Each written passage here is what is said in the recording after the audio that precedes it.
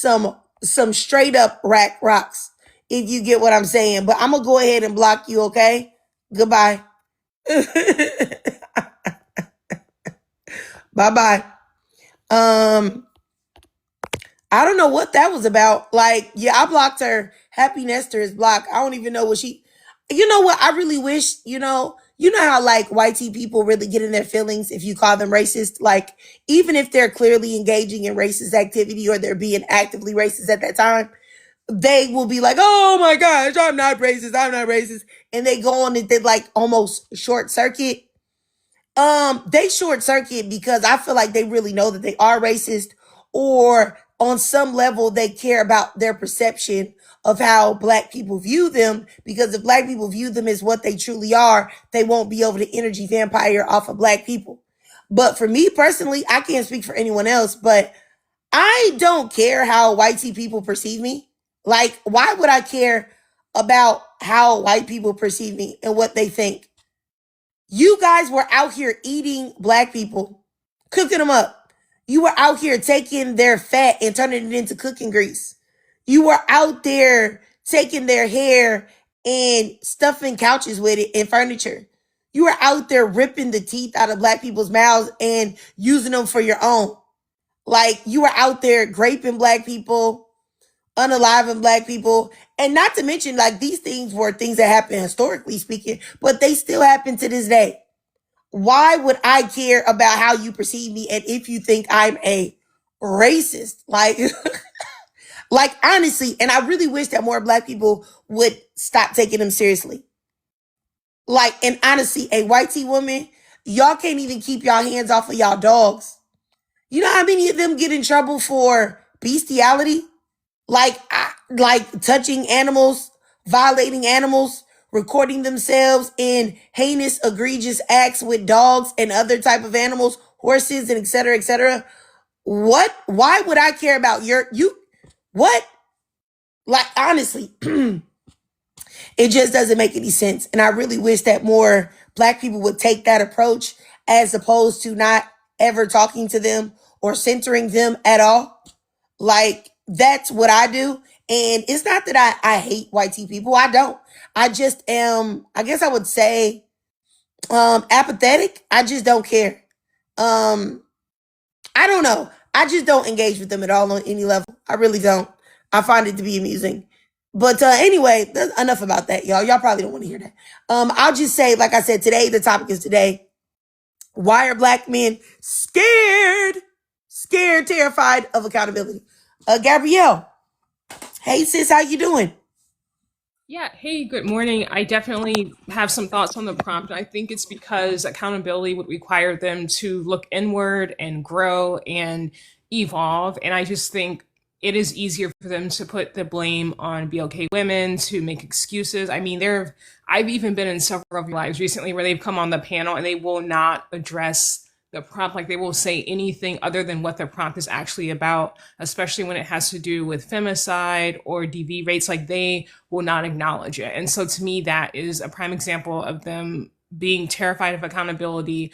And it's because in order for them to take accountability, they would need to look at their shortcomings, at areas where they need to improve, really just like across the board, like personally, professionally, emotionally, especially emotionally. And they just don't have it in them to do that internal work. And so they just want to, lie about it and play games and make up statistics that are not rooted in reality. But that is just my theory on it. Like, because I've just been in so many of your lives and seen the way that they speak and their refusal to even speak about the prompt. Like, even when you're directly telling them answer the prompt, they cannot do it. And I just think that's a prime example of it. But that's just my opinion. All right. I got you, Gabrielle. You know what I was thinking, you guys? Y'all can tell me if True Thought, you said it's almost like y'all don't know any men that aren't accountable. What are you talking about? Like, can you come up here? Oh, if you can't, I'm gonna block you because I don't care about to hear your thoughts unless you want to verbalize them in the box.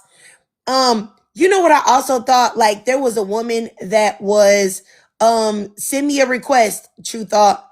There was a black woman that was just in here, and she was saying that like a lot of the black men that hold the spaces where they rage bait black women, they're trying to rage bait black women where they talk about wigs and weaves and all of that stuff. Um, she was saying that like they're rage baiting black women for like engagement purposes. And you know what I was saying? I do believe that that is true, but I'm wondering why black women don't do that. You know what I'm saying? Like why black women don't put a picture up of a black man with his natural hair and then a picture of like a white man or something like that with long grown out hair, straight hair, and say like, do black men hate their hair? Why aren't they? Why do the majority of them cut off their hair? Or something like that, or just simply rage baiting with crazy ignorant pictures. Where and it's crazy because if you are a person that's locked into social media and like you center your platform around like black people, you will see that the majority of the craziest, most disrespectful lies where people act like a straight raccoon are black men. I have never seen a group of black women sit there on a platform with white men as white men attack black men's facial features and their hair and things of that nature, where white men say, oh yeah, they're nappy headed monkeys. They're, yep, you're right, they're no good. Da da da da da. And black, it's a group of black women just kikiing with these white men. You never see that. And I think even the 92% of what happened in this country is very obvious the mind state of black women versus everyone else. But let me see what True Thought has to say. Go ahead, sir. Yeah, so I'm gonna first start by addressing the prompt because somebody said earlier that they don't address the prompt. Okay, accountability. I understand what the prompt is about. It's a black man, and it looks like he's scared of accountability, right? I I have no problem with accountability, and I'm not going to just use an anecdotal experience because I've also seen other men speak on other men, holding other men accountable, holding themselves accountable. And the example I'll give is a conversation I was having with someone who was not in a good mood. They were it was a woman who wasn't in a really good mood, and she felt as though that um, you know the I guess the words, or not even the words, the delivery of the speech that I was giving was bothering her because she was already in a bad mood. Okay, so I said, all right, let me fall back and try a different approach. That's holding myself accountable. Another example of holding myself accountable is if I make a mistake. If I make a mistake on how I handle something, like I don't know, an errand or something. If I forgot something from the store or whatever the case may be, I hold myself accountable. So I have no problem with holding myself accountable. And I've seen panels where men talk about holding themselves accountable also. So this idea that because you don't see it doesn't happen, it's almost like if a tree falls in the forest and no one's here to see it, does it make a sound? It's that kind of concept that I don't understand why people feel as though because they don't see it, it doesn't happen.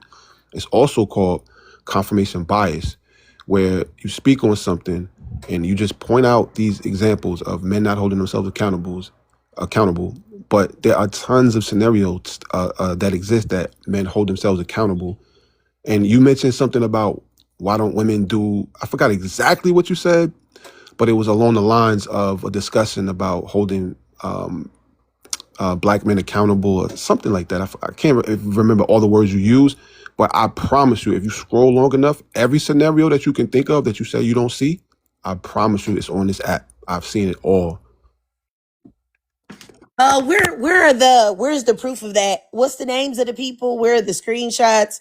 Like where that you see these lies with black women specifically letting white men come up and call black men apes, monkeys, nappy headed, and things of that nature.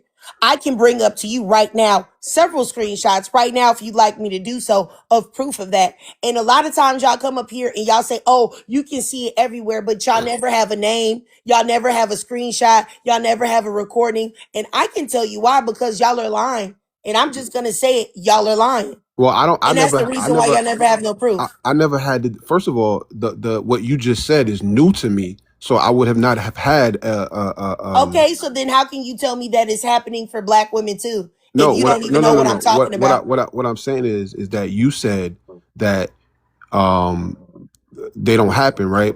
Now, what I'm saying, the idea of recording and documenting and all this other stuff, that's something that you presented to me just now. Now, what I can do is moving forward, when I come across some of these scenarios, I will screenshot them and I will see if I can save the recordings, because I've seen every scenario you can think of. There's nothing new under the sun. Like, basically what you're saying is that none of the scenarios ever exist. There's nothing new under the sun. Okay, I'm gonna stop you right there because your time already ran out. This is another thing I want black men to do. I want black men to stop lying. Stop lying to me. Stop lying to yourself. Historically speaking, it's always been a problem with black men and their self-hatred and the things that they allow to go on in the black community versus what black women allow. Like, this is something that I don't know if anybody ever took any like African American history classes, or you know what I'm saying, in college. Like, where is the lack of education coming from? Because if you can look at, there are several like documentaries that you can watch of black women from the 60s and 70s with black men there too, talking about how black men were willing to kowtow to white supremacy and black women weren't willing to do it, that black women were far more militant, that black men wanted access to white women and black women weren't going for it. You literally can go look on this very app and look at a perfect example of this.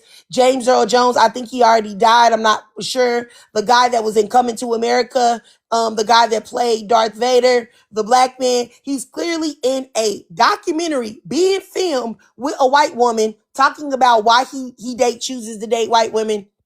Because black women are far more militant. They want to fight the power. The white woman is saying the same thing. They're just always doing that. Black men are trying to get along, and they're just trying to do what they got to do. They don't mind being with us, but black women are having such hatred and anger towards the white man and towards us, et cetera, et cetera, et cetera. There are so many things to prove this point, and I have no idea why black men can't accept it. The whole running gag with black men in the black community, and this is the first thing that somebody will tell a black woman if you're arguing with somebody or having a debate with somebody of another. That's why y'all men don't like you.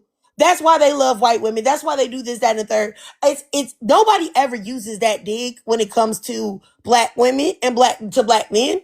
Black men don't even use it because it's not a thing that's happening. And I say that there aren't black women that are dating out and things of that nature, but it's nowhere near on equal playing field. And I would wish that I would get black men to admit the truth instead of coming up here and lying and acting like you don't know that there's a difference. Oh, it's the same. It's the same. No, we're not. We're not. And it's never been that way. And y'all got to stop lying, because when y'all do that, that make me lose all respect for y'all right there, because I know that you're a blatant out and out liar. Just how the fact that you see black men always discussing black women's hair to try to put them down, to try to hurt their feelings. Oh, I'm going to talk about your wig. I'm going to talk about your weave. I'm going to talk about the way you wear your hair. In what world do you see lives of black women discussing black men's hair? Talking about their lives, talking about their shortcuts, talking about the waves, talking about credit cuts, talking about however black men wear their hair, and black women talking about it and then weaponizing it against them, and then allowing white men to come up and talk about their hair. You can't tell me that you've ever seen that on social media. Wait, let me say this. Let me say this. No, right? I don't want to let you say nothing. I'm not done talking. Thanks. This is what I'm saying, and this is why, like, I let black men come up here sometimes and express themselves, but I would say 95, because a few times I get black men up here that are, willing to say, yeah, no, y'all telling the truth. I see it. They may say, like, I'm not like that, and I can respect that, but they will at least admit the truth. But the majority, 95% plus of black men that come up here are just like True. They just come up here and just lie. You ain't never heard a black woman talk about no black men here up here. Wait, let me clear that up. What? Right? I wanted to make sure. Okay, so what I will say is that I misheard you in terms of the hair part. Right now, what they won't do is talk about the hair, but they will mention other things about you deadbeat fathers or whatever the case. It may not. You mean the truth? Wait. No, listen. It may not be the hair, because hair is something that can't be compared, bro. What are you talking about? No, listen. Let me finish. Talking about somebody's hair is not the same thing as talking about a dead. No, I'm not saying no. But what I'm saying then is, why'd you bring it up in comparison? The point is because you're using something like hair, right? And That's wigs. a big, huge thing in the black community that black men weaponize against black women literally every day. Every day they do that. Whatever the subject matter of they're using to take a dig at them, it doesn't dismiss that. Okay, if I use something different, it's still a dig, because for the No, most it's part, not, because the deadbeat dad part is true. That's not a dig. That's the truth. Sitting there and discussing black women's hair, and oftentimes it's in mixed company with white people, is let's crazy. talk about fashion Imagine if then. black women, imagine the optics if black women got on lives with white men and talked about how nappy black men's hair was. Y'all would go crazy. Y'all would lose it. Matter of fact, I gotta keep going. Go ahead. Micah. I'm gonna just say this, and I'm gonna be Yeah, out. yeah. Micah, go I'm gonna ahead, drop. I'm Micah. gonna drop, but I want to say this Yo, before I no, drop. you're not gonna do it. Like, you're not gonna unmute and just say whatever you want. Like, Have a go good day. ahead. I'm out. Have a good Yeah, day. bye bye. Have a great day. See you later. I don't care if you were up here. I only brought you up here in the first place just to so people could hear it, so we could get more of the live to be pushed out. Like, I'm sorry you thought I actually cared about what you had to say. Because you're a liar, and I knew you were a liar by the comments that you left. So I really wish that men will understand this. Like, and I hopefully any woman that's listening to this, I never care about what y'all are saying. I don't, because 95% of y'all are liars. You didn't make your point at all. You sat there. It made no sense. You said, oh, well, they'll say deadbeat dads. Yeah. What is saying somebody's a deadbeat dad versus going on lives with white people and talking about the hair of the women in your community? What? Like, and letting these white women come up there and dog out black women. Like you didn't come out of a black vagina. Okay, okay. Go ahead, Micah, if I'm saying your name correctly. If I'm It's not, let me know. Micah. It's Micah. Micah. Yeah, I just came out of another live with that guy, and he was up there gaslighting, doing all that stuff too. Um, I'm actually Not unemployed right surprised, now. sis. I'm unemployed right now. I'm actually going back to work in about a week and a half. I've been out since September, but I've had a lot of time to scroll and see, what people are talking about and stuff like that. And you are absolutely right. I have never once come across a live of black men talking about accountability for themselves. It is always 100% about what black women are doing or aren't doing. I have never seen it whatsoever. So you're absolutely right. And it's the fact that, he couldn't produce anything at all to, you know, um, people or people that talk about these things. I have never seen it. And like I said, I have had a lot of time on my hand and I have yet to come across it. Um, I just think the whole accountability conversation is just funny because black men, they feel like they want to lead, they want to lead, they want to have this nuclear family and stuff like that, but they don't want to take accountability for the fatherlessness in within the community. They don't want to take accountability for their own lives. They just want to lay all the issues with this community at the feet of black women and think that they're somehow going to get the type of black woman or the type of black family they want to, when they can't even do just the bare minimums of keeping themselves accountable. All right, all right. I got you, Micah. Micah. Sorry, Micah. Yeah. Or And look, can I say in the comments, it's always, oh, well, you got hurt and stuff like that. But what is it when I'm sitting hearing all these lies of you all just talking and putting down black women? And like you said, I've been on panels too where black men are letting these white males come up and just say all sorts of things about black women. So, what is that called? It sounds like a lot of hurt to me as well. exactly. And I wish that that's something that they would admit, because I feel like you got to be a truly hurt or deranged individual to be a man and to have a live where you are having it for several hours about women's hair. That doesn't seem suspicious or strange or sus to you. You have so many issues that you could talk about that plague the black community. You could talk about the rug epidemic. You could talk about X trafficking. You could talk about unaliving. You could talk about the state of the black community. You could talk about homelessness. You could talk about a whole host of things. But as a man, you decide to talk about women's hair, black women's hair specifically.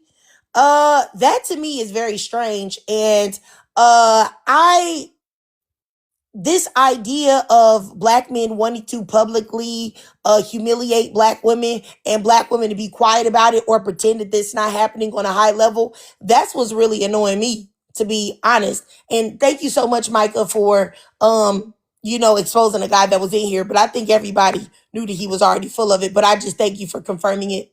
But I did block him though. Let me go up here to Ro. Go ahead, Ro. Hi. Hey, how Yeah, you doing? good. How are you? I also agree that I don't understand why the black men don't be accountable for it and also don't protect us. So something must have happened with their mothers, because if they don't love their mothers, they can't love us. So it's very strange that they don't defend us or protect us like we protect them. All right, all right. I got you, Ro. And I wanted to say, there's a guy in the comments. He's telling some woman that his mother is married and she's single. This is another thing that, and I'm just gonna say this today, that I want black men to understand. Y'all literally call men that are nice to their wives simps and weak and all of these type of things.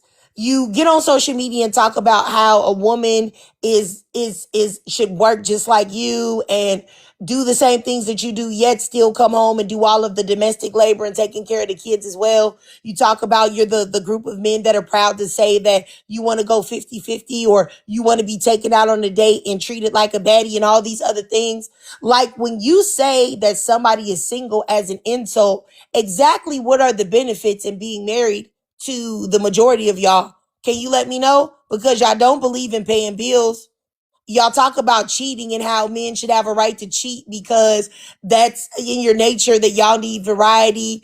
What exactly is, you talk about, like, if a woman say something to you that you don't like and she better watch her mouth talking to you, or you're gonna punch her in her mouth and all of these other things. Exactly what is the benefit in being married to y'all? And also, I want to say that black men marry the least out of every race of man in the United States. You marry the least. So what is you using marriage as a aha against black women or women in general when y'all don't even get married at a high rate? You do know that, right? Like, you don't get married. So exactly what are you saying to somebody about, like, you're just saying what? Y'all don't value marriage. The only time you want to put marriage on this pedestal is when you can wield it as a weapon against a woman and say that she's less than because she's not married. The stats actually prove exactly my point. 62%, depending on where you look, 62 to 68% of black men are not married, bro. Did you not know that? And this is what I'm saying. Y'all are so uneducated with the things that you say. It's laughable. How can you have a point, you have a strong opinion on something that you're uneducated on? What? Like, please tell me. You talk about the stats. Don't the stats actually prove exactly what I'm saying? What's your name? Let's tell it. I double dare you to get it in the chat. Please give me the stats that you're talking about. I dare you. I dare you. Get in the box and tell me what stats that you're talking about. I can debunk and dismantle every stat that you tell me. Let me know. The invitation is up. Please accept the request, because what are you talking about? Not to mention, Can I black say men one more are the thing? most divorced. You had something to say, bro? Yes, I wanted to say, they say it's a lack of, mothers parenting, but there's also a lack of fathers parenting. There's a lot of absentee fathers. Regardless of how the relationship is with the mother, they decide once they break up with the mother, they break up with their kids. These are your kids, sir. These are your kids. These are not just stepkids. These came out of your sack, and you should be responsible for them just as well as the mother should be responsible for them. That's one of the issues as well. I got you. I mean, I definitely agree. I noticed that the guy that was in the comments, he disappeared. I didn't block him, but I do notice that he disappeared. And that's exactly what they do most of the time when faced with the truth. Like, cause what they'll do is they'll have an issue with something that I say and they'll disappear and go fact check it and realize that what I said is the truth. And then they won't even come back and say, my bad. They don't even come back and say, you know what, you were right. I'm sorry about that. I'm sorry about blowing down on you for something that you were definitely correct about. They just disappear and fade off. uh anyway, like I said, this I'm like I said, I am let me see if I can pinpoint something that's really making me upset.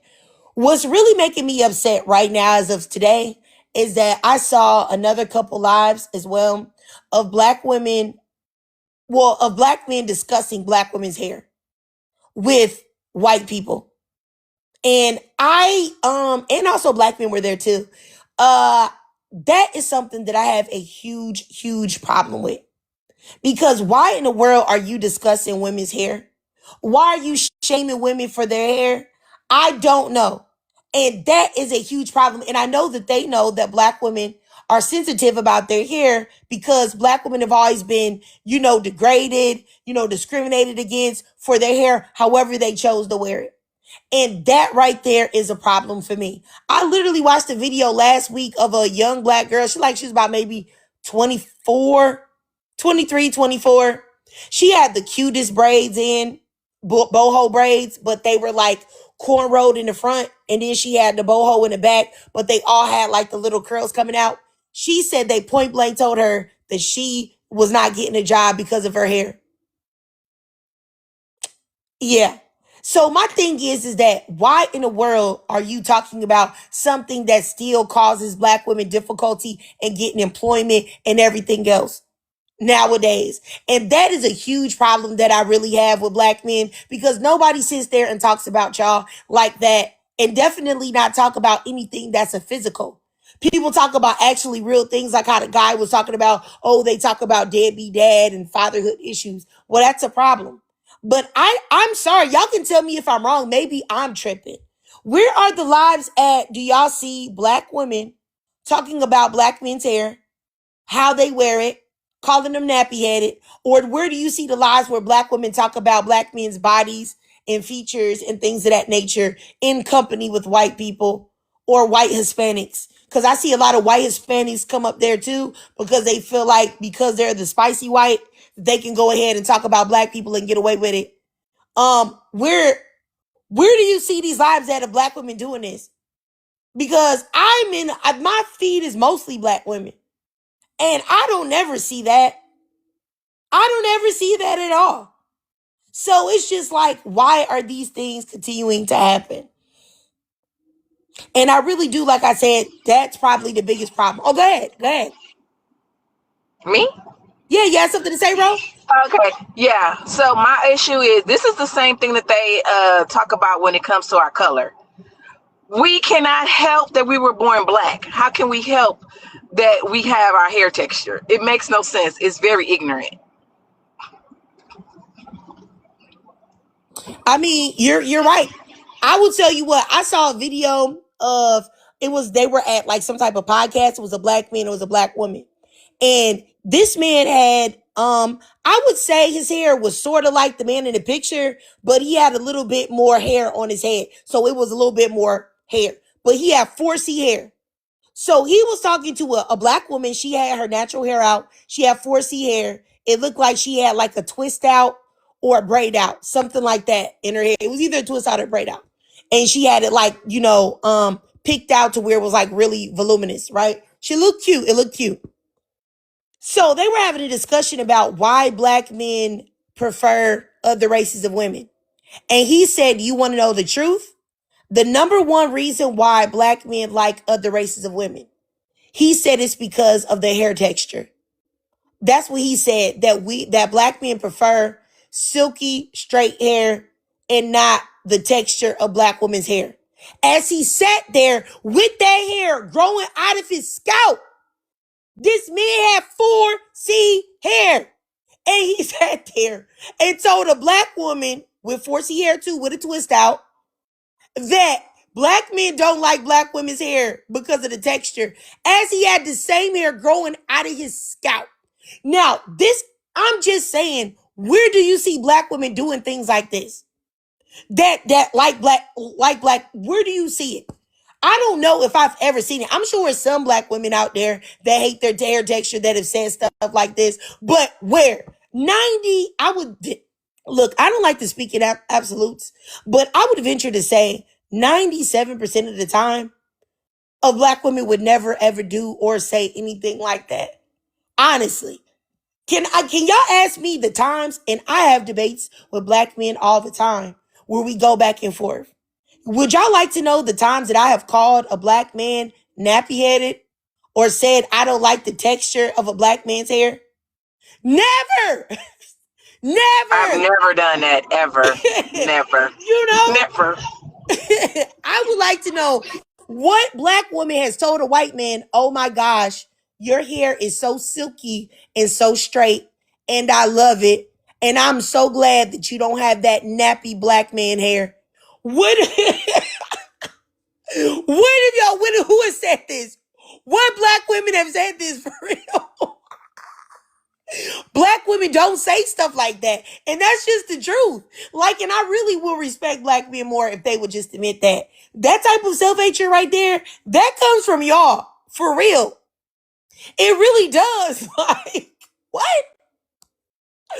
I'm just tired of it. Like, I'm just tired of it. Do y'all know the creator, what is it? Stop Playing Trey? That black man that goes up and tries to demean black women for their hair choices. He goes to younger black girls on college campuses, and then he goes to like white women and white Latinas and asks them, do they like black hair? And in a way to get them to say no, that they don't. And also to put down black women, which doesn't make any sense. So you go to the black girls and you ask them why they don't like their hair, if they have a weave on or sewing in or something like that. So you tell them, why don't you like your hair? You hate yourself? Show your real hair. Be yourself. Wear your real hair, girl. And then he turns around and brings like Marley hair that's been rolled up, you know what I'm saying? To where it looks like really, rolls it up so it looks very kinky, right? Then he goes to white women and white Latinas and asks them would they wear this hair. And then they're like, no, I don't think so. I don't like that hair. And then does that to make fun of black hair. While keep in mind, y'all, the same hair is growing out of his own scalp. And then wonders why supposedly black girls are wearing wigs and weaves as you sit there and degrade them for their hair texture. Once again, the same hair that is coming out of his scalp. And you mean to tell me that black men aren't allergic to accountability and they do things that are completely insane and asinine? How can you tell black girls to love themselves and to wear their real hair as you simultaneously humiliate them for having that same hair coming out of their scalp that you have too, mind you? That you have too. Like I said, I really feel like the only way that we will be able to really I really feel like, how you see black men are really sensitive. They're really sensitive, they're really emotional, they're really in their feelings, and they don't like you to say anything bad about black men. They will come up and debate you and want to interject any day, any place to get you to try to change your mind about how you view and perceive black men. I really think that more black women have got to start coming online and bringing attention to it and shaming them and talking about them, because maybe then they'll get the gist and understand how it feels to be publicly degraded on a regular basis. And what's crazy is that even in those lives where you see black men degrade black women and talk about them like really badly or really poorly, you will always have black women in those lives trying to change those black men's mind.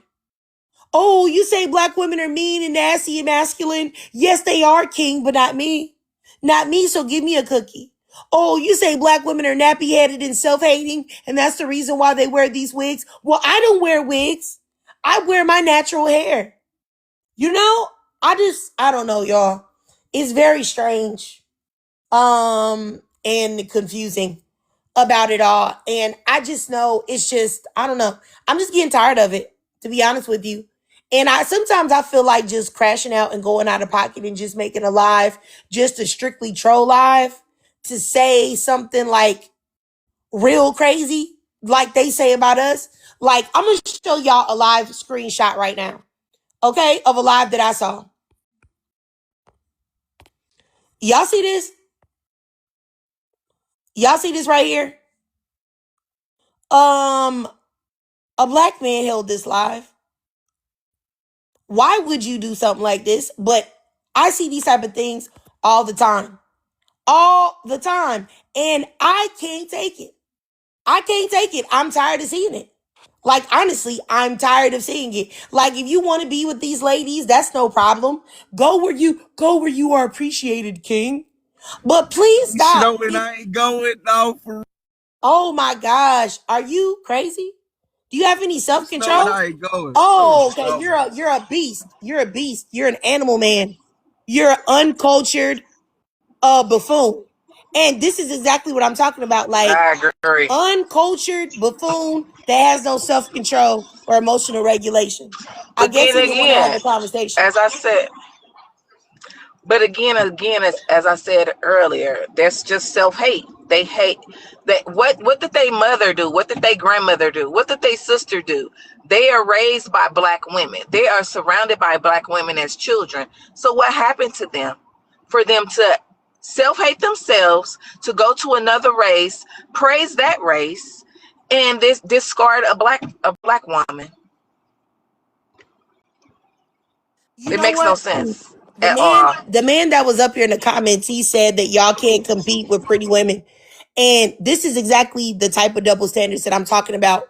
Imagine, right? If we had a picture up here right now of nothing but white men and we said, stop hating on white men. And we said all of this stuff that black men are jealous of white men. And then I said in the comments, or I said on the live, I said, y'all are just jealous of attractive men, attractive white men, because y'all are not attractive. Imagine the backlash. Imagine the bedwinch allegations. But it's crazy that black men can be extremely self-hating and participate in coonery and nobody address it. Everybody acts like it's just normal business. That's exactly what I'm talking about. Hey Zora, how you doing, sis? This is what I'm talking about. It's really, really crazy. And you see that black men are so comfortable being buck broken that we have just begun to accept it as normal business. We just accept it. Like, oh yeah, yeah, that's just how they are. But then they still want to hold spaces with black women. It's really nuts. Like, I don't even know what to say. Jacoya, hopefully, am I saying your name correctly, sis? Yeah, you are. Can y'all hear me? Yes, ma'am. All right. I fully agree with the sentiments that you've expressed here in this live. And it brings me back to a conversation I want to say I had about 2 weeks ago. It was this black man, and he made a TikTok post that was supposed to be pro-black, that was supposed to be, he titled it, quote unquote, "My Grievances with the Black Community." And he was posting out different issues that plagued the black community. He talked about food deserts, he talked about redlining, he talked about over-policing, all of the surface level stuff, right? And so I made a comment, and I was like, okay, you talked about a lot of things. You talked about the adultification of young black boys, but I noticed you didn't make a slide about femicide. You didn't make a slide about the disrespectful, harmful, and oftentimes deadly treatment of young black women and girls. And I got a lot of backlash for that comment, not only from black men, but from a lot of, said mammies, black women that want to be picked and want the cookie and all these other things. And it opened my eyes. When it comes to sexual abuse of young black girls, I'm gonna just throw some facts and statistics out there for you guys from the Society of Violence Against Black Women. Over 60% of all black women within Black America have experienced some form of sexual abuse. 1 in 6 young black girls will be a victim of pedophilia. Right? These are very, very, You got to very use a real TikTok issues. friendly word, sis. I'm sorry. dang, I can't think of a friendly word for that. Like I'm just PDF or something like that. But yeah. okay. Yeah, sorry. I'm so sorry about that. And so I've learned that like when it comes to PDF files and when it comes to femicide, can I say femicide? Or is there an alternative that you want me to use for that I word? think you may be able to say that.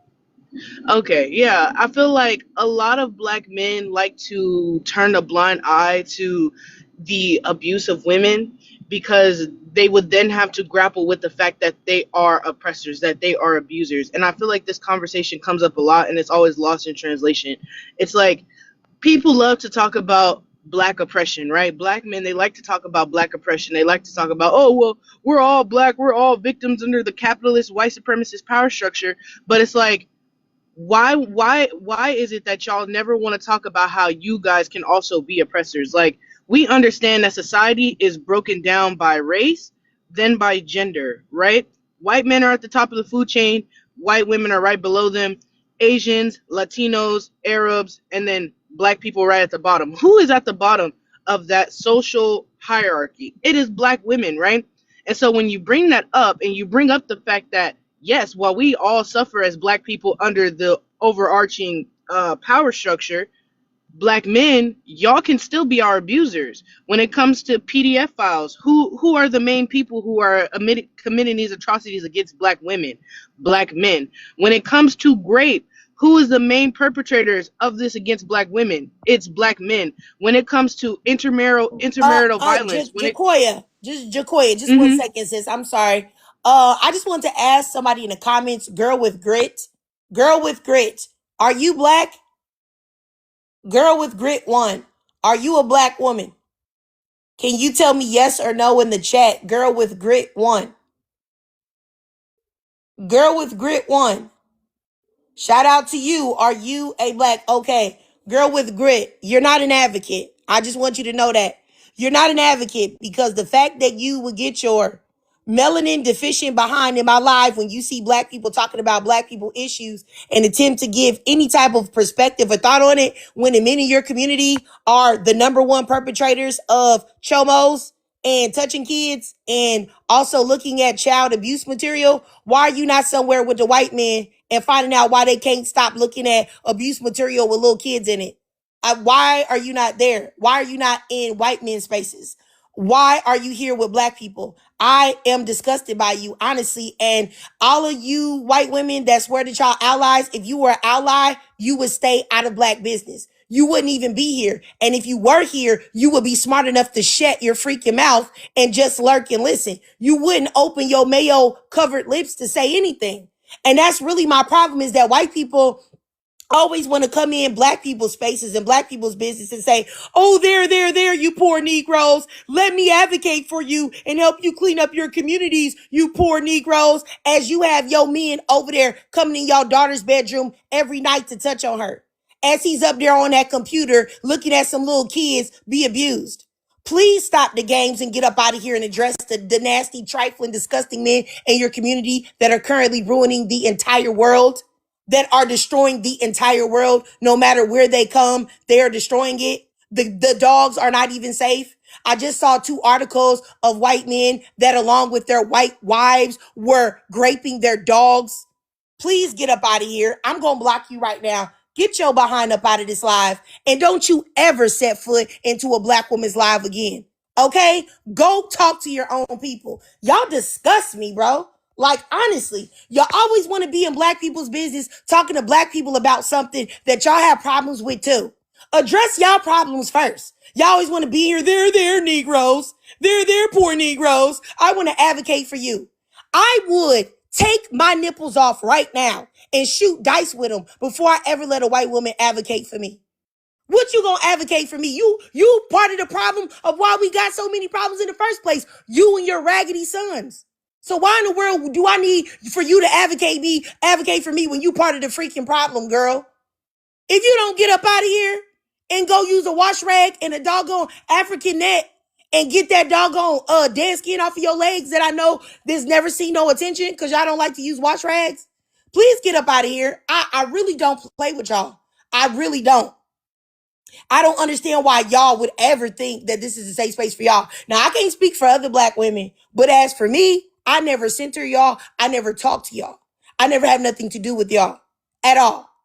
Now, we black people, you know how I feel about the collective of black men, but the only people that I'm talking to as a black person, period, about anything that's happening in the black community. Now, if I want to talk about the scourge of, you know what I'm saying, of people not using wash rags, the scourge of BO, the scourge of smelling like pennies and fried bologna when you get wet, then I'll come and talk to y'all about it. You know what I'm saying? Or if I want to talk about not washing your meat when you get it from the stove, or not using seasoning, or thinking that if you get a fourth of a teaspoon and you put that in a thing of salt and you throw that on your chicken, that you actually really seasoned it and it's too spicy. If I want to talk to somebody about that type of insanity, sure, I'll come talk to you.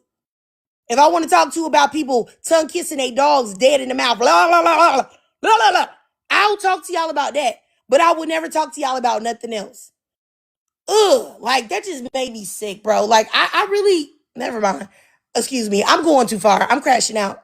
I really feel some, I'm sorry. I really feel some type of way about that. I really do, because I don't think that black people understand that that is an act of violence. It is an act of violence, and it is also an act of them saying that they are more superior than you. They can say that, oh, we have all of these issues, but yet we still want to come over here and police you and your spaces and tell you what work you need to do in your community. Like, honestly, it is an act of violence, and it is a very violent act. And that's the reason why I never go for it. For anybody to say, oh, you hate the white tea people. I don't hate the white tea people. I just don't care enough to engage with them when they are actively being violent and racist to me. Okay? Anyway, let me just keep going. Jacoya, I'm so sorry, sis. You were saying so much good stuff that I interjected on you. You can keep going, sis. I'm so sorry. No, it's okay. I'm gonna end it up so that Zora can go. I know Zora always has great points to say, but when it comes down to it, like we shouldn't be surprised that black men do not want to hold themselves or each other accountable for the crimes that they perpetuate against black women, because it would force them to come to realize that while they are still an oppressed class, they can still be oppressors. And so the best advice that I can give to any black women who are listening is, find your tribe. Don't be a fucking mammy. Don't be anybody's fucking mule. You know, love yourself and put yourself first, irregardless of what a man thinks. And when it comes to love who loves you, love who respects you, love whoever can actually present value to you. Don't love a man off of fucking potential, because you'll never find anything. All right. I got you, Jacoya. Thanks so much, sis. All right, let me go up here to Zora. Miss Zora. Go ahead, Zora. Good morning. Hey, Trey. Hey, how you doing? Girl, you hear this voice? You be up early. So I just had to come by and show some love, but I'm not going to be up here long so I could fully wake up my vocal cords too. Hey, Jacoya. Hey, everybody. I wanted to say a couple of things. I saw her comments, because I'm the one you saw. I asked her in the comments, would she be okay? Yeah, I saw. And it wasn't because I even clicked on her profile initially. It was her comments. I was like, there's something so outsider about the way that you're approaching this topic, the way that you're just simplifying it and saying, hey, just go do this, this, and this, and that. Who are you talking to? That's why people get me confused, Trick, because I will talk to non-black people, but my standards are so tight that they have to leave actual resources. That's why they be getting people effed up, because it's like, you don't get to come over here or any space that I'm in without me addressing the fact that you think that you could be an expert to make yourself feel good, but your community is way out of whack. The only thing you can bring to me is some actual resources. That's it. It can be a weapon against BOK men, but we feel differently about that. But I think that they be getting real a supply out of doing exactly what you said, and a lot of people don't get it. So when you do address it like you just did, they'll read it as something else. It's like, oh, you need an advocate for what? What can she tell you? What are you talking about? Her old man told her to shut up and stay in the house. What's going on? I don't get it. But anyway, we got to get the basics in order.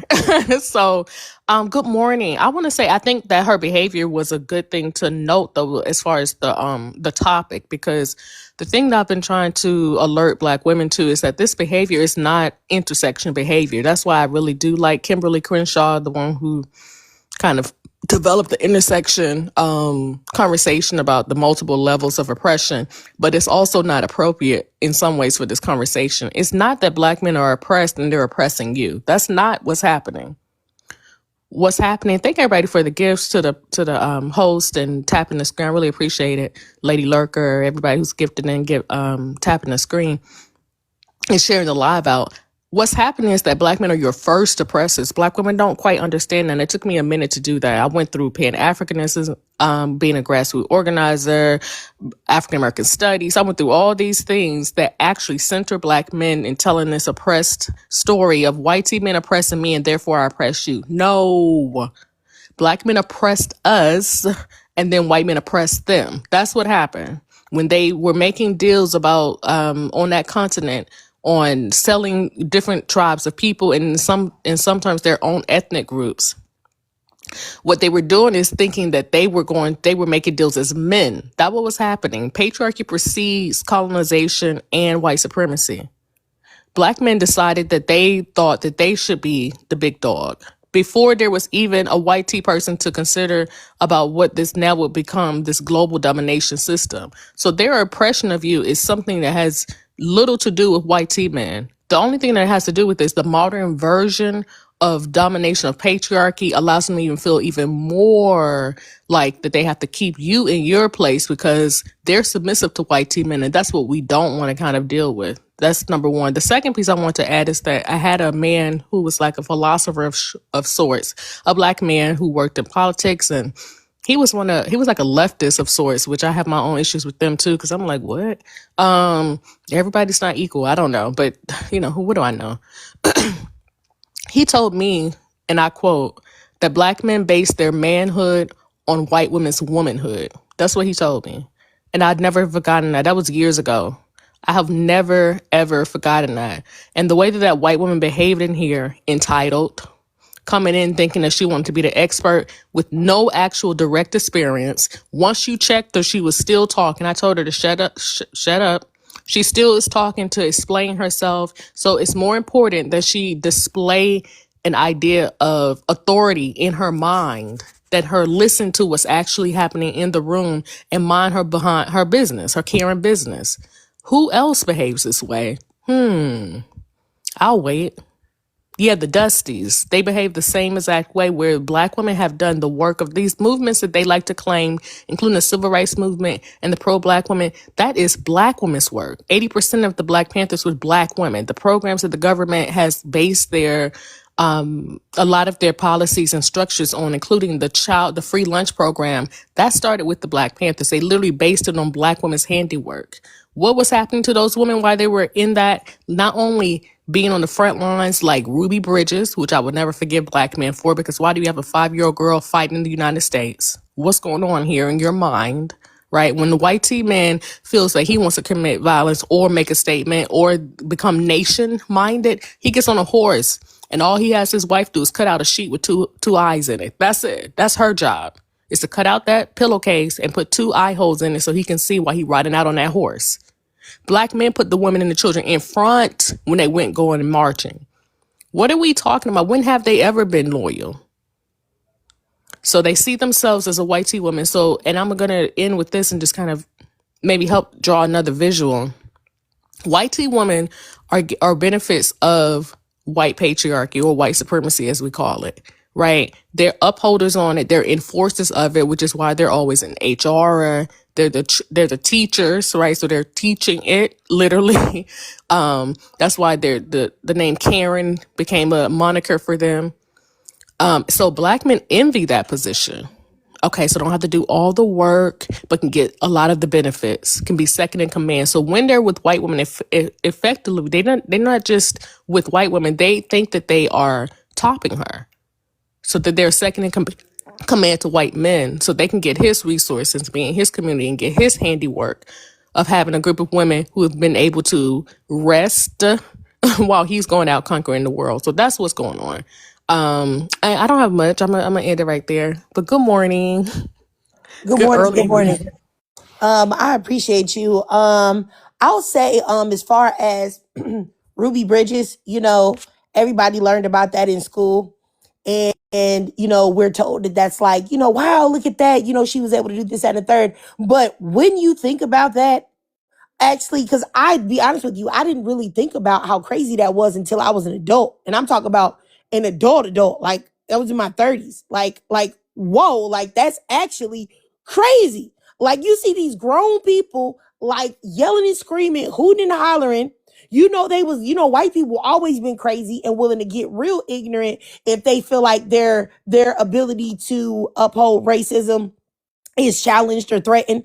Like, when you think about it, that's real crazy to put a little girl in that state around nothing but racist white people that are willing to do any and everything for no reason. That's actually nuts. Like, when you think about it, I never even thought about that until later on in life. Go ahead, Zora. Yeah, they're terrorists. Like, we understand that they ate our children. They put them as crocodile bed. It's psychopathic, right? So with psychopaths, put her in there with psychopaths because that's what they were. When it clicked for me to an extent, was the documentary. She was in the documentary talking about she hadn't been traumatized, looking like she had the life suck out of her as an adult. Let me run that down real quick, PG. Ruby Bridges. She's the little 5-year-old girl that is responsible for desegregating the school system in Arkansas, Little Rock, Arkansas. The little girl, you'll see pictures of her. A lot of paintings would depict her with two little ponytails walking, and there's like National Guards with the armed, her. And she's walking that building. But when she goes to tell her story, what she says, and when she got in that building, when she got in that building, that those teachers and those students would often corner her without the National Guard around because she was left on her own in the classroom. She said they were throwing bricks and spitting on her in that building. And when she was going from class to class, sometimes they would still be able to get to her, calling her all kind of names and making her answer to them to answer the question. Like, N-word, what is 1 + 1? Like that. So she had a daddy in the home. She had a brother. And why didn't those civil rights activists choose somebody else? Why is it a little black girl? And why do they take pride in that? And now let's compare that to white T-men's way of dealing with a system that they don't like. What's going on here? Which is why when I say that they're a third gender, that is not a light statement. I'm not saying that they're just GAY or no. I'm saying that they do not move. They move as if the assumption is that black women, and in this case, black females, in this case, girls, will do the work that they're supposed to be doing. How dare you put her in that position? What is going on here? And so listening to her talk about how awful those white tea people were, I can't even explain it. Like, the type of psychological impact that has to have just for black men not to want to go freaking read and go to school. So F y'all, that's why it's up with them. Because I understand what white tea supremacy is, but I did not quite get that there's something that preceded and actually ushered in the way that white tea people treat us. And it was black men, period. Black women betraying themselves, and then black men being in positions, because we should have never gave these niggas blackness. That's what is happening. You see what they do with it? Look at this man. Look at his eyes. And just the way that they respond around white tea girls. Yeah, we don't call it out. We don't have a standard. Why? Because we're thinking not too much on the black man. Oh, he's just being programmed. I thought that too. You read the Miseducation of the Negro. You think that they're just being programmed. No, they've always opted out of what it takes to actually be in solidarity as a human before race was even a construct. That's what's actually happening. And if you put the distribution system of white supremacy on top of it, then they think that white supremacy is a bro code violation. Which is why when Jacoya was running down all their grievances, they don't include black women because they just have bro, why I can't be in a club like you, bro? Like, you know what I'm saying? Like, I'm trying to get these bitches in order too. That's what they're doing. Literally. And they actually get up further in the system the more that they think that they can get us in order. So they keep chaos in our communities, black men do, to keep us from doing effectively what we would do in white supremacy, which is why we got fired. The 300 jobs or something they say. I don't know if that's accurate, but 300,000 jobs is because black women are whistleblowers. Is because we don't go for the nonsense. Except for black men. That's our kryptonite. Except for them freaking black men. If it doesn't work for those pesky black men, we just lose all common sense. Yeah, so it irritates my psyche. It really does irritate me to hear them talk and to not even ever take accountability for them getting us in this position. But they want to actually critique our motherhood. How dare you, bitch? Are you serious? You got me birthing something in a concrete jungle. That's what you said. You said America was a concrete jungle. You said it was the wilderness. You said it was the wild, wild, whatever that biblical version of the Hoteps we talking about. That's what you said. And you having me give birth in this? And they're gonna ask me about motherhood when I was on that thing picking more cotton than you? Are you out of your fucking mind? That's the passion that I have with them. It's not, I don't, girl, do what I care about who they date. Leave me alone. I don't even like to deal with them. It's a moral indicative that I have with black men, because after all of that, you're going to come back and turn to me after you have me in chains effectively in a patriarchy, right? Meaning you lost or you gave up or you sold me. That's what happened. And then you're going to turn around to me and say, I got some notes on how you've been doing under these circumstances. Are you serious? Boy, I'm on mute. Oh, you know what? I definitely agree with everything that you said. Two things I just wanted to say that all of this conversation and discourse has brought me to thinking. Like I said, I never really thought about Ruby Bridges and how insane that was, and how that shows that there is a lack of I don't even know if the word leadership is the right word to use, but I'll just use that for people to understand the gist of what I'm saying. I didn't realize that indicated that until I was grown. I also didn't realize when we talk about how black people were sitting in restaurants to eat with white people, and I understand that there'll be some people that say, well, we're just doing that just so that we can have the right to go anywhere. But sitting in places to try to force white people to feed you, and they're squirting ketchup on you and doing all type of crazy stuff for what? Honestly, for what? I actually, now that I'm older as well, that was also an insane thing to do. That was literally insane. If you have to force someone to feed you, do you know what's going on behind the back when they're bringing that stuff out to you? You don't even want to know. You know what I'm saying? You don't even want to know what's going on. I would say those things, it took me a while to really wrap my mind around how crazy that was. And I just feel still in the black community, I feel like the reason why a lot of black women still hold on to a lot of this ideology is because just how you mentioned the stuff about the women, the white tea women just cutting out the eye holes and the sheet and everything like that. And then that was her duty. And then the white men were going to get in the field. But in the black community, it's the black women are getting in the field first, on the front lines. And I think that there are a lot of black women that want, hold on, let me block this person right here. This we the people. Look, yeah, you got the nerve to be leaving all these comments to say we the people for Yahweh. You know what? Are you nuts? You got to be a Hebrew Israelite, ain't you? You know what? I really need y'all to really take y'all time. And this is what I want you to, never mind. Never mind. I'm not even going to say what I want you to do. Just let me block you before I say something that's going to get this live taken down. Goodbye. Get out of here. He was coming up here. I already done blocked the man. I already done blocked the man, because what are you talking about? We the people for Yahweh. What Yahweh? You mean we the people for Satan? Boy, I'm so tired of y'all throwing God in y'all mess. Oh my goodness. This man made me forget what I was about to say. I'll think about it. I'll come back. Ro, you have something to say, sis? You there? You have something to say, Ro? Yeah, I'm here. I was trying to take it off of mute. I agree with everything that you guys say. I I've been with my husband for 23 years. He is a black man. We have these discussions all the time. The discussion that I want to have is I really wish that we stayed segregated. I say this all the time. Why did we have to fight to be friends with them or be close to them? They are the enemy. They will be the enemy from first to last. It's ridiculous that we have to go through this, and it's also ridiculous that we have to stand in forefront of the men, where the men should be the warriors instead of the women. We're the warriors. Always was and always will be. All right. I got you, Ro. Yeah, I go. You had something to say, Zora? I have a question. Do you? Okay. It's just one of them things, okay? It's one of them questions, but I've noticed, and it's a sincere question, why do the Hebrew Israelites, when I see those kind of things, the Yahweh and all that stuff, there's little signs. There will be signs that they're Hebrew Israelites.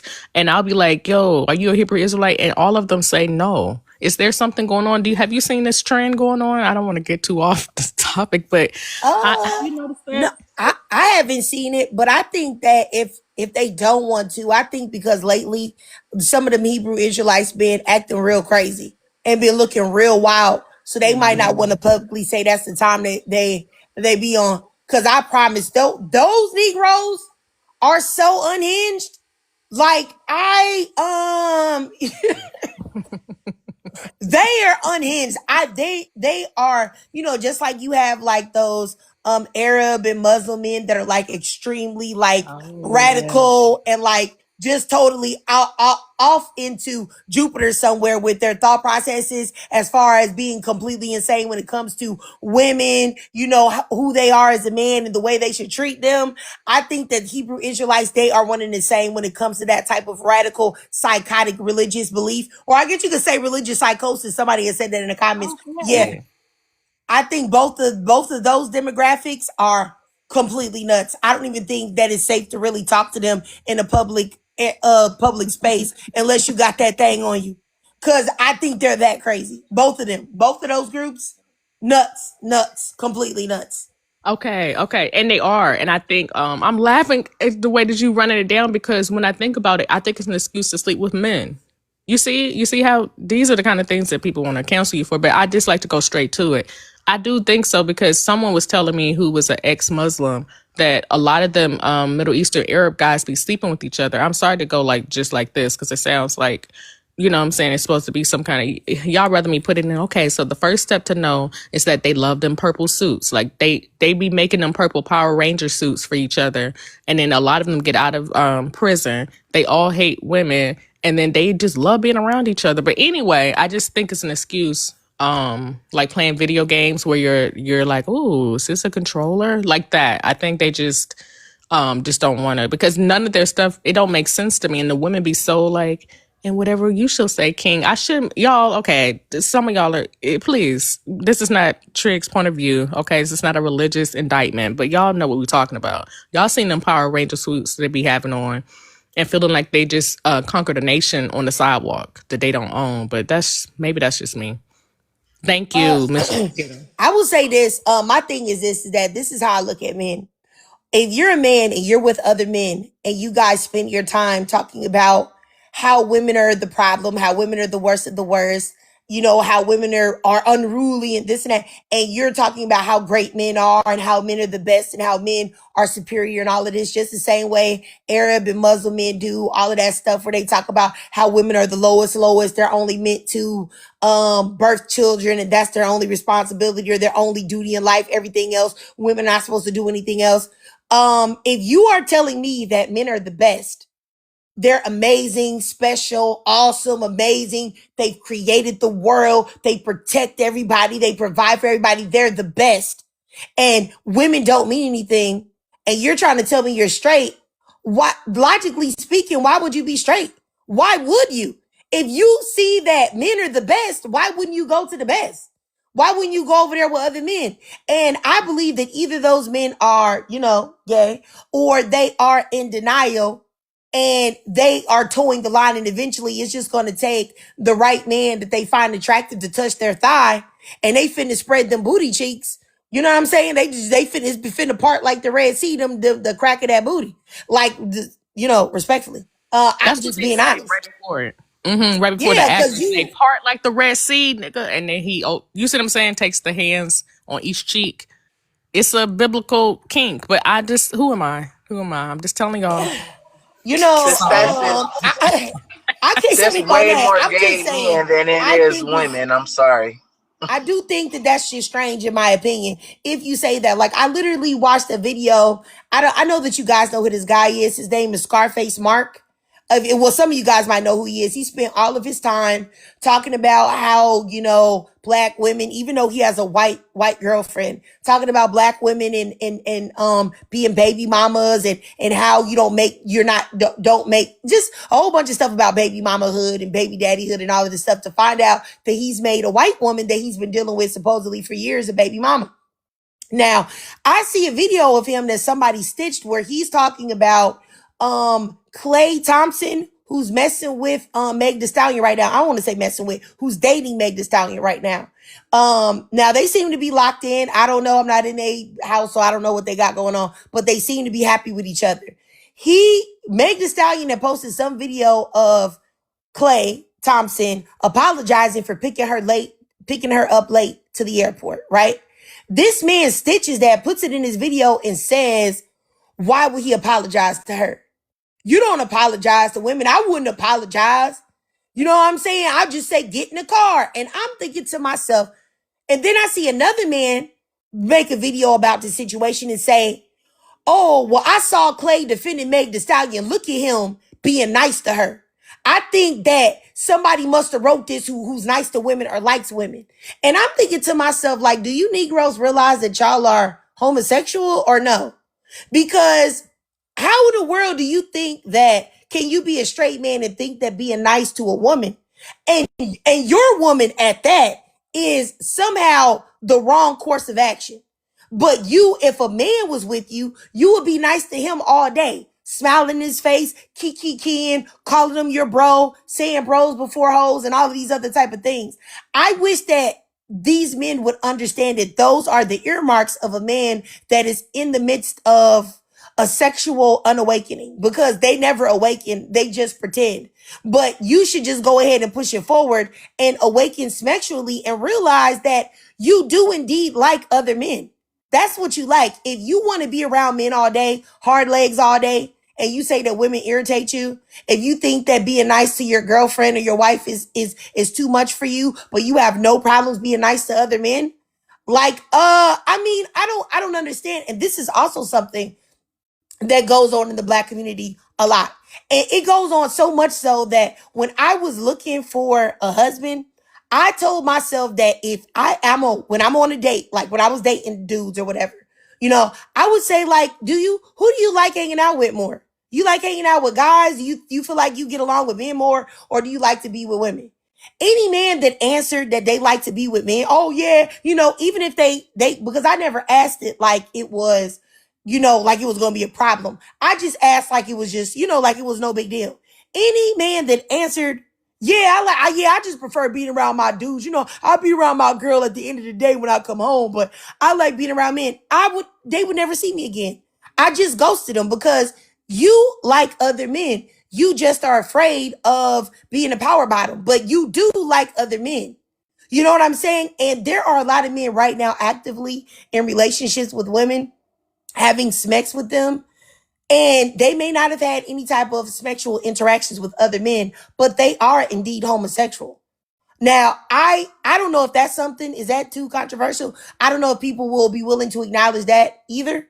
You know what I'm saying? That there are men that have never had sexual contact per se with another man, but they are homosexual. It just hasn't been the right circumstances to awaken them to doing it. They call You it know what I they see? call Go ahead, Rose. It's a Okay. little thing in your sound. Oh, sorry, I'm driving. What I was gonna say is, when we're talking about homosexuality, I seen these twins online the other day, black boy twins, and they said that they have been having sex with each other since they were teenagers.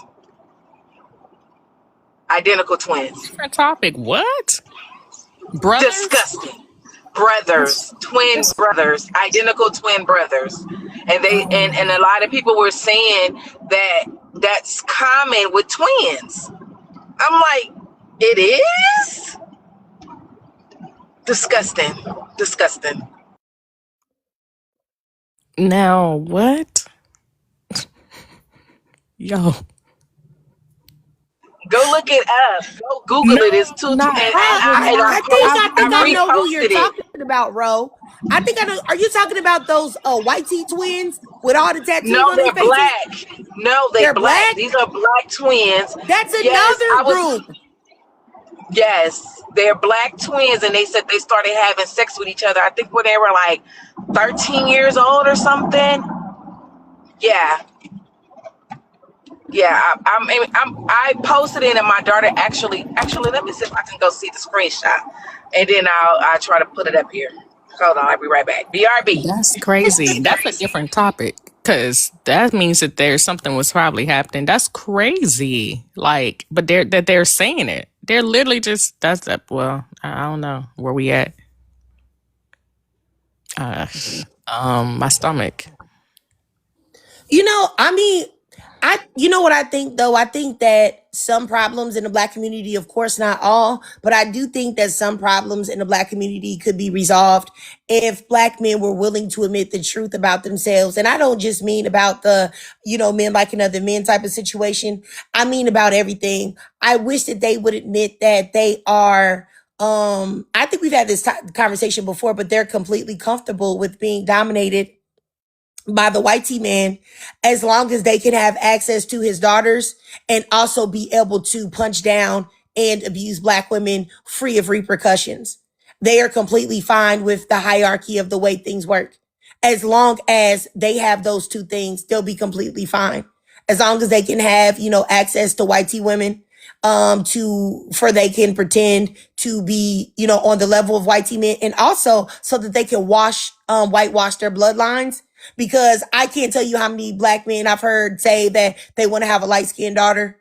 They want to have, a biracial daughter. So, if they can get access to white T women and then still beat down Black women and destroy Black women's image in front of the entire world, and also use Black women as disposable mammies. So when they're broke or when they're busted and disgusted, they can come to a Black woman to get replenished, and then they can leave her on the side of the road somewhere. They'll be completely fine being buck broken slaves. And I really do believe that. I believe that the collective of Black men will be fine if they could do just that. And that's a sad state. It's their biggest dream. It's their only dream, actually. I kind of feel sick about the example she just gave because that's kind of that's a different category. Because if you're talking about siblings, we're talking about something else. We're talking about abuse, most likely. I have the screenshot, but I do not know how to add it on here. But yeah, I was trying to put it in the message, but I can't even do that, so I don't know. Yeah, they don't let you put links for some reason. But yeah, I wouldn't even go see it because what? That's enough. Like, what are we normalizing? Like the fact that they're just, wow. So it's so many points you just made, Trick. I wanted to kind of run down real quick before I go see about my day. But it's that I think if I wanted to say anything, is I wanted to leave us with is that another one of the things that I developed in doing the research on the pathology of Black men and the community dynamics that we see, because I had to go see what is going on. Why do we keep running to these same intersections? Whether you're doing grassroots community work or in corporate America, there's this thing that's happening when Black women and Black men are in the same space, or when Black women and white women are in the same space. There's something that's happening here. And one of the things is I want us to consider something I've been saying for a couple of years now is that Black men are the original white supremacists. They're not being just dominated by white men and they just don't know what to do. They sold you out first. They sold you out first because they sold Blackness out first. They did not value it enough to actually see a desire to take up war with them for real. WAR, excuse me. Not full out. No, they thought they want to get the most comfortable deal. That's what their thing was. Literally, you guys can go read about it in Ain't I a Woman, Bell Hooks, where she talks about the way that tribalism was kind of operating. And it wasn't just that race wasn't a concept now.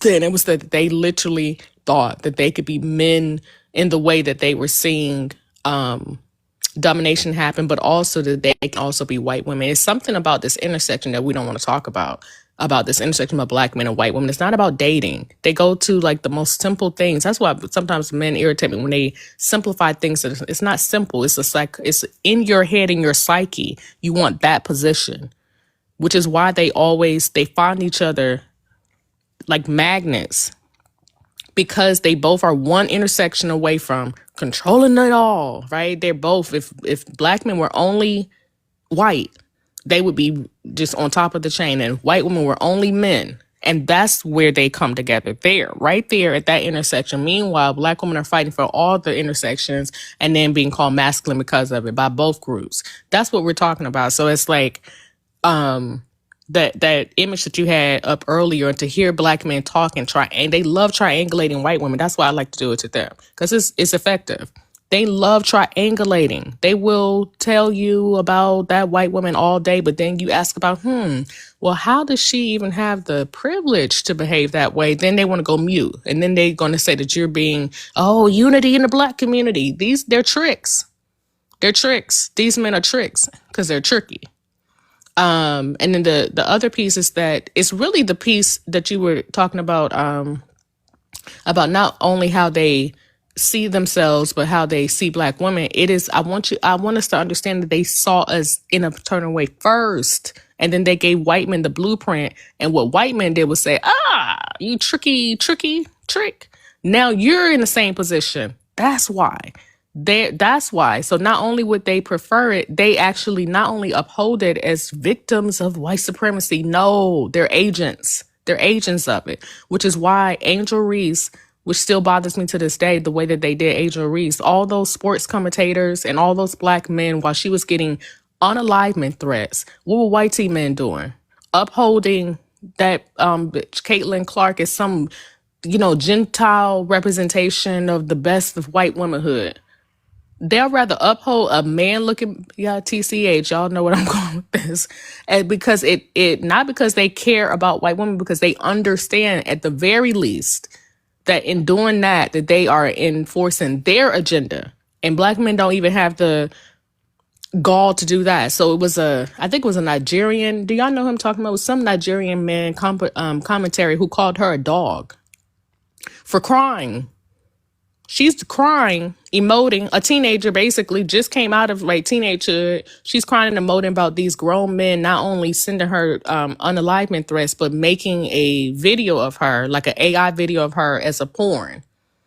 And she's crying about having to go through all that, literal crying. And the first person who addressed her was some raccoonish Nigerian BOK man, and he's not the only one. So let's understand that black American men are doing the same thing, and called her a cowardly dog. So you can't even see the tears as something. So the tears don't even pull anything, because a white T woman's tears will cause that man to go on that horse real quick.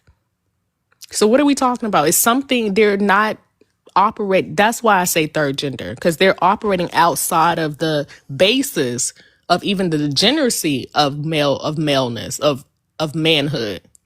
They're operating outside of that. They're asking us to be the men, and they're going to and give us a report on how well we did. Well, when you were standing out there against them GUNs as a Ruby Bridges, look at your hair. Look at your hair. Could you have please done something with your hair? You had 2 pigtails, Ruby Bridges, when you was 5 and 6 and standing against these men with guns. Yeah. Oh, okay. When you was out in the field, look at that dress that you wore. That's what they're doing. How dare you? How dare you? So yeah, I just wanted to say that it's beyond white men programming them. Because the question there would be, why are you so programmable? Why, when you were 8 years out of that plantation, did you not go and fight for anything for your community? You fought for access to not just marry a white T woman, to F her. That's what you did.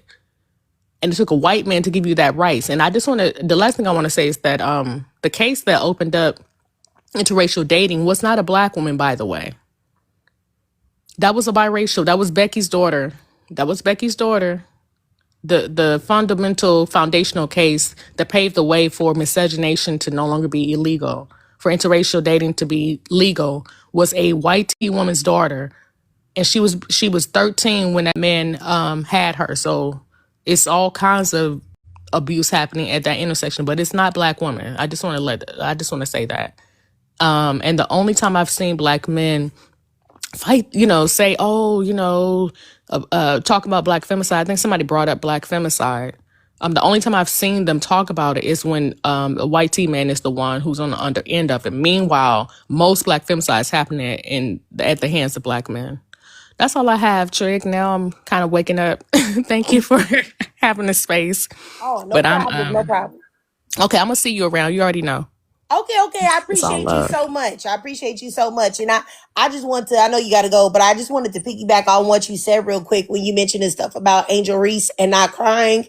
And crying, and that Mm-hmm. those tears did not get like any of the black men to give her any sympathy. And when it's white women's tears stop everything. Everybody stops in their tracks to acknowledge those. And also white men get active behind them. I've said that multiple times. I think a lot of black men they can't wrap their mind around that, because I've had plenty of debates with black men about that. And they will give me a million different excuses on why it's not like that. No, it's like that. When a white woman cry and it's somebody else, and I'm not saying white men don't do their own dirt to their women in their community, but if a white woman is crying about something that's happening outside of that, he finna get active right away. But Come on. that made me think about this, is that I saw this in one of these groups I lurk in, and you can see right here, it's a black woman that was unalived, right, by her white husband. And this black man, he says here at the top, oh, well, I guess we should pull out the grill and break out the beer music. One less divester out the way, one less whirler to be bothered with. White zaddy ain't putting up with no wig, loudmouth won't shut up, hoochie mama. And the fact that this woman was killed unalived in the most horrific, crazy way, and this man felt so much rage to her, and he's in a group, mind you, that talks about how they don't date black women and they only date white women. So keep in mind, this is the group that this man is in posting this, but somehow she's the enemy and he needs to revel in her losing her life when he's doing the exact same thing as a black man. Do y'all see how delusional their mind and thought My processes go? God. This man is in a group that I'm lurking in, because I had stopped posting articles and stuff that I saw in these groups, because it was starting to mess with my mind, because it was just the things that they say in these groups are so horrific. Like this right here is child's play. But the things that they say in the groups like actually are so terrible, like that, like they really mess with my mind, like they bother me. So I had stopped being in there as much. But I was in there because I was trying to show the audience from yesterday that the men oftentimes transpose black women's faces on 8 bodies. And so I was looking for some of those pictures to show them, but it was taking me so long because the group is filled with so many pictures that I couldn't even, I was from the live too long, so I couldn't find the stuff until after the live was over. But I just saw this, ran across this, and I was just like, that's exactly what I'm talking about. You know what I'm saying? And I want y'all to see what this man looked like. Hold on, let me show y'all what this man looked like. Paul Collins. Oh my goodness, because Lord have mercy. Y'all need to see this man, because it's gonna really give y'all something when y'all see. Okay. This is the man right here. And this is why I said I really do believe, to me, I'm not trying to be funny. I'm not trying to be disrespectful to anyone's orientation. I feel like this is a G-man. Now, he's dating white T women right now, but I feel like, look at the way he's holding his lips, his body. I feel like this is a man that's clearly likes other men, I think. And I think that this is a very big problem with black men as well, is that they hate black women because they really want to be one deep down inside. That's what I think. And I think that's a whole nother layer to it. And that might make people upset. Let me not be politically incorrect, because there's a perfect example of this going on right now. I'm just going to say it, man. There's a T woman named 21 Fish Julia. Y'all can look this person up. 214 Fish Julia, that only spends her time spends his time talking about how he is a superior woman as he sits there with balls and a penis. dangling between his legs. And there's so much aggression and anger and hatred towards black women coming from that man that wants to be called a woman that is just the same in these men that are just, they look like regular men.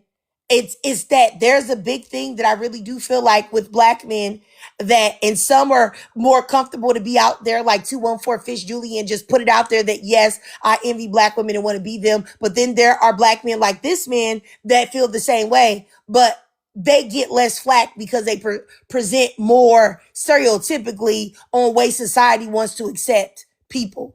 If that makes sense to y'all at all, but yeah, I'm just saying that it's messed up. It's messed up. Yes. Yes. This is third gender antics. This is what I'm talking about. So let me tell you something. In the South, we used to have a saying, and I've heard people who still know what I'm talking about, that when black men date white women, they're one step from dating men. Like that's the pipeline. The pipeline is white women first, because it's really about them being, when you think about it, when you put it like that, you just gave me something. It's really about them being scared to step into what they're doing, so they do it in steps. So the white woman is the first step before they literally just come out.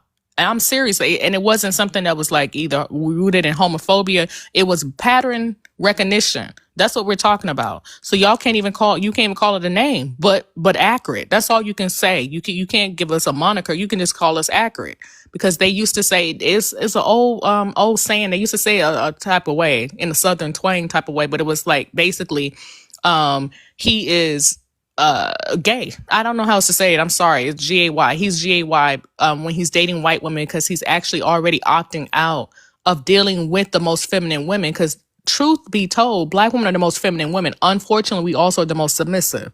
That's the part. That's why they're liars, because who else have submitted to failures? We have. That's the difference.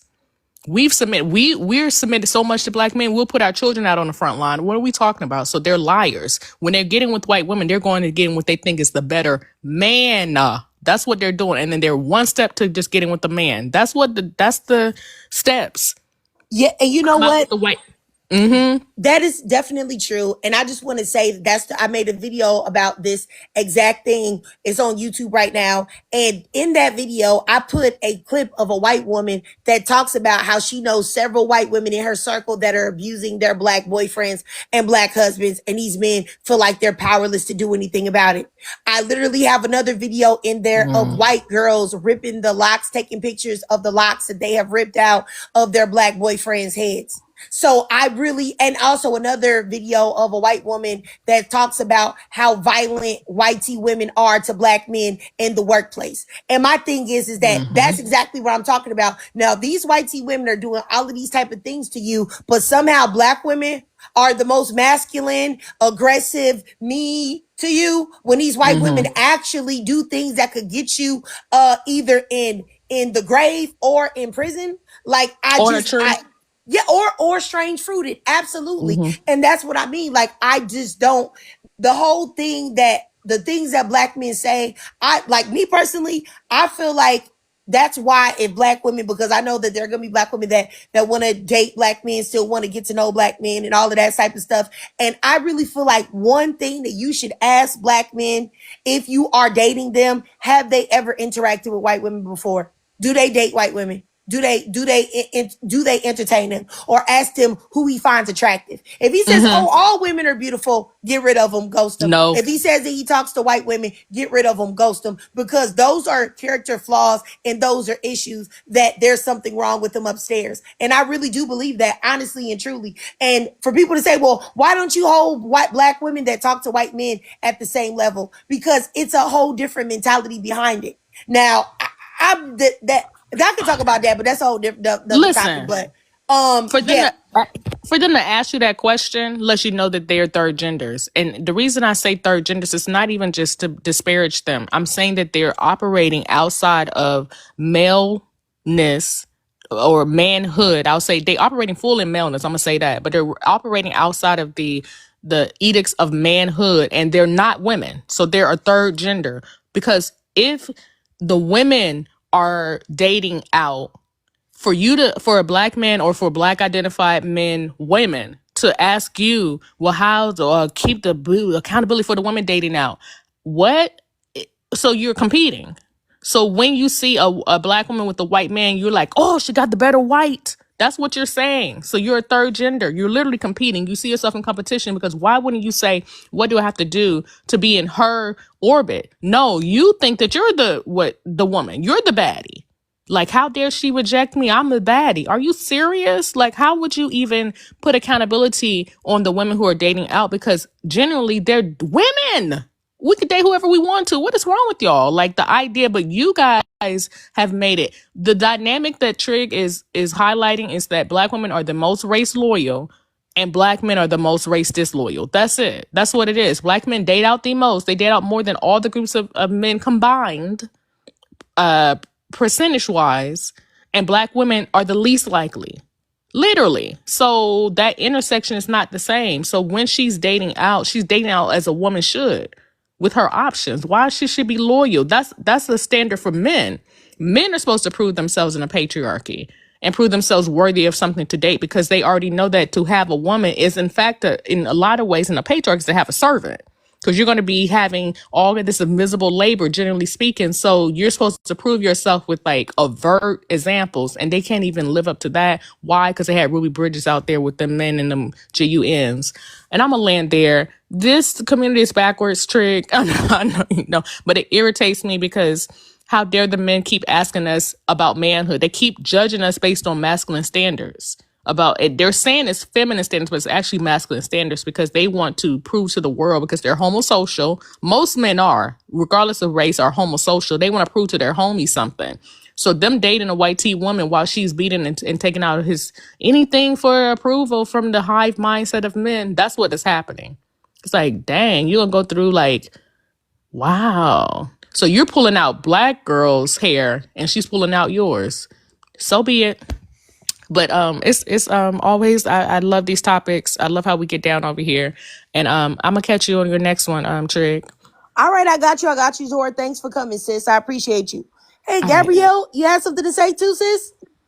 Yeah, thank you. I was listening to what everyone was saying. I think everyone made really great points. I think my theory is when it comes to like Ruby Bridges, I think a PhD Kimmy in the comments, she mentioned that even during the times when they were like Black Panther, she said a lot of BLK women were sexually assaulted by BLK males. I think it all boils down to BLK males collectively, obviously not every single one, but collectively speaking, they have always been deeply misogynistic. And that's why they were okay with the little girl being on the front lines. It's why they, to this day, like even in the screenshot you showed of the BLK woman who was unalived by a white T man, like that man who was in that, who posted that, bragging about it, it's almost like he was like identifying with the guy who, ended, a woman's life. Like, it's like they are deeply misogynistic. So it's like even when he had a woman who was the same race as him versus a male of a different race, he automatically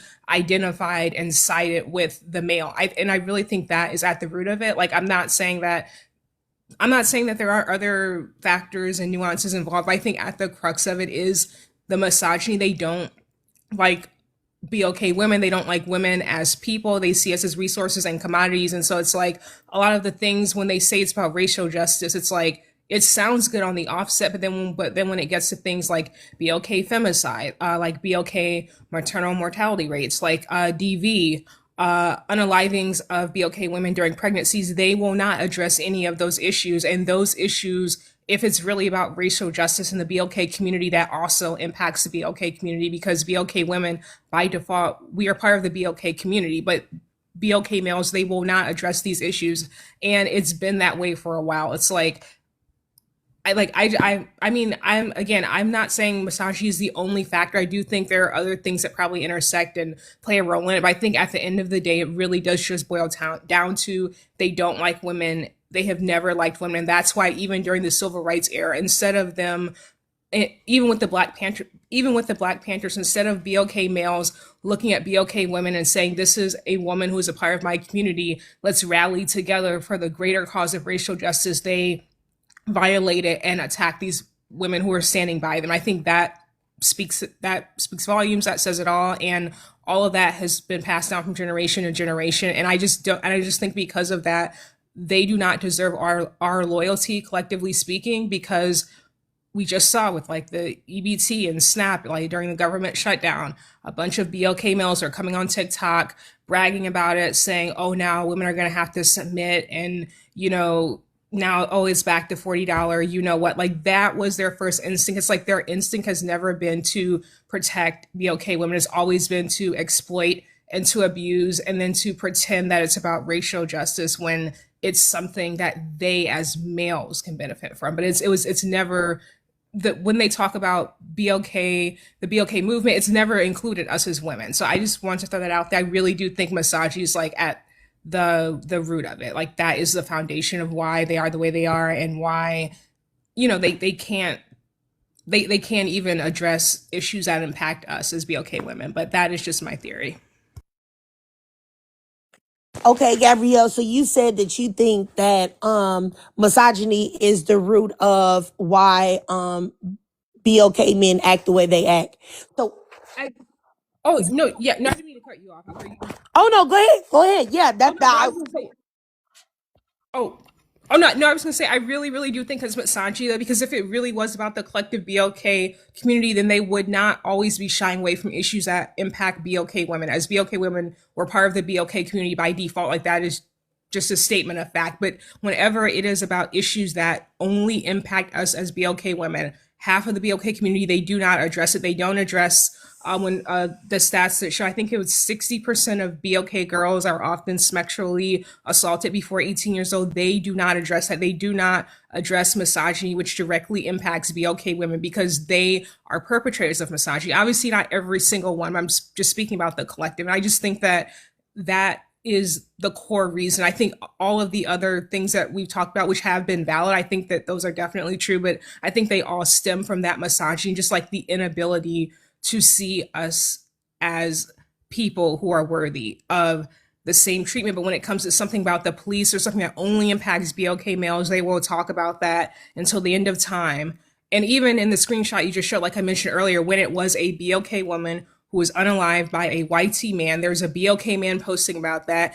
And instead of, affirming and standing with a woman who was of his race, he chose to side with the man who was of a different race, just solely because that man was a male. And so that in and of itself is misogyny to me. But that's just what I think is at the root of it.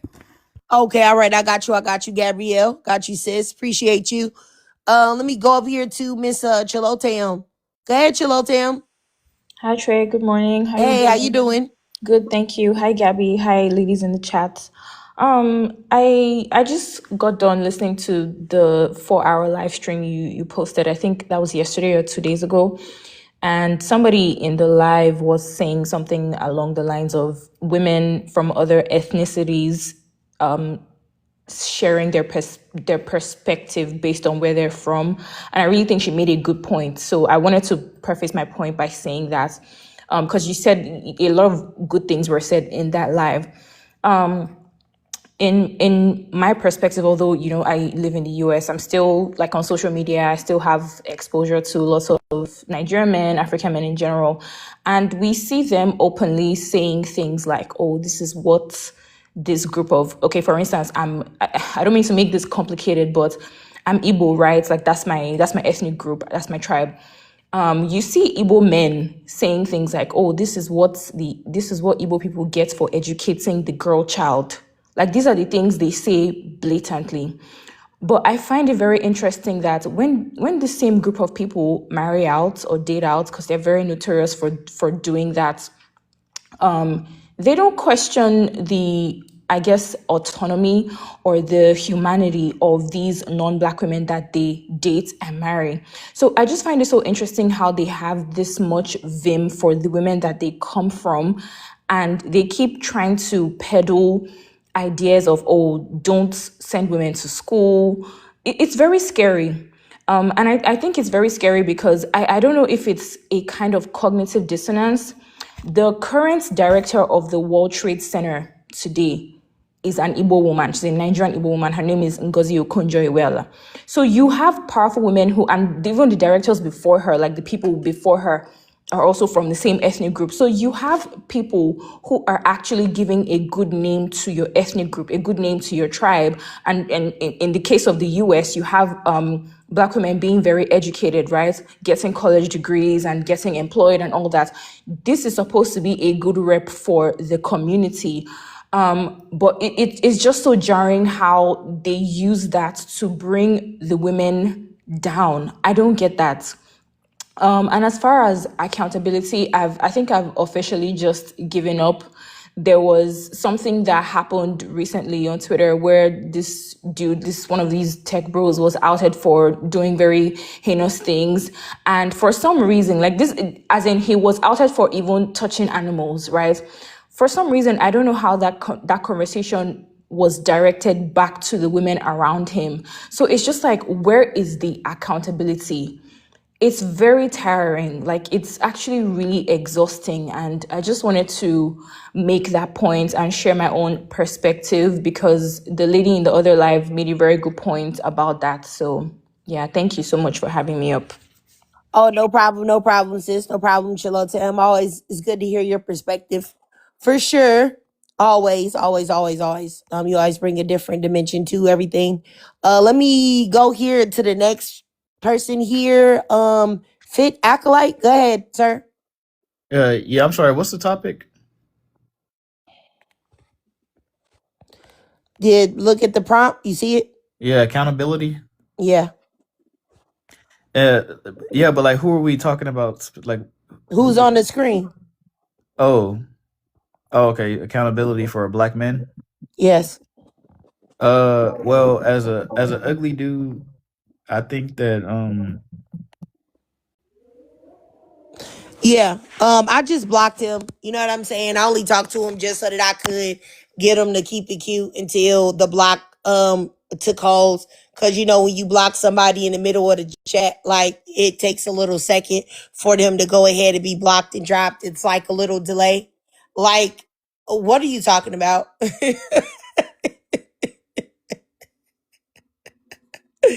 Oh, like, you know, I really it's very strange for you to hear women talking about something and you two come up and say, what's the topic? If you don't know the topic, then don't come up. It's right there. It's a man looking scared of accountability. So that should tell you everything that you need to know. And since you don't know, then now you're blocked. You're blocked. All right. And oh my goodness. Like, this is just ridiculous. Anyway, you guys, I'm going to go ahead and, oh my goodness, Add Your Name said that he's slower than the last 5 minutes of work. Yeah. Yo. Oh my goodness. Yeah. Anyway, y'all, I'm gonna go ahead and end this live. You know, because I got some videos I gotta edit still, but I just wanted to come up here and talk about this because I'm just so tired of this situation. Black men talking about Black women everywhere when they have so many problems of their own, and just a whole host of other things, y'all. Hey, how you doing, Fashion Prima Donna? Hey, how you doing, Kels, Genro? But yeah, you guys, I'm gonna go ahead and end it live. I just want to say thanks so much for all the ladies that came up today and gave me y'all thoughts and perspective. I think it was Ro, Miss Chilotem, of course, Miss Gabrielle, of course, also Miss Zora. I want to say somebody else came up here, but I can't even remember. But I also want to give a shout out to the ladies in the chat that I always see, lovely ladies. Anthea, Gigi, Supervillain, of course, Miss Coach T, Genro, Cookie. Let's see here, Miss Fashion Prima Donna, of course. I think I've seen Miss Get 'em Girl more frequently now. Kelly Mack, Peaceful Homebody. Let's see here, PG 1908, Miss Ebony, your URB Clips, DJ Angie Diamonds, Kim Dallas, I'm So Pretty. I know I've seen a lot of you ladies and y'all coming here a lot, and I appreciate y'all for coming. Oh, Miss Harper, for sure. I appreciate you ladies. I gotta check in with Miss Good News. I used to see Miss Good News in here a lot, but I haven't seen her lately. I gotta see where she's at, if she's okay. Cause I promise if y'all be in my lives a lot and I don't see y'all commenting or whatever, I'll be thinking like, oh, are they okay? So I gotta look up and make sure they okay. Oh, Miss Chrissy baby too. I gotta check in with Miss Chrissy baby, and I gotta check in with who did I just say, Miss Good News? I gotta check in with both of those ladies and make sure everything is straight with them because I be just checking. But anyway, y'all, I appreciate y'all. Thanks so much for coming and listening to this live. I appreciate y'all, and I'm sending y'all nothing but love, light, and positive vibes. And yeah, I appreciate y'all, and I'll try to come back. If not today, I'll definitely come back tomorrow, y'all. Love y'all. Have a great day.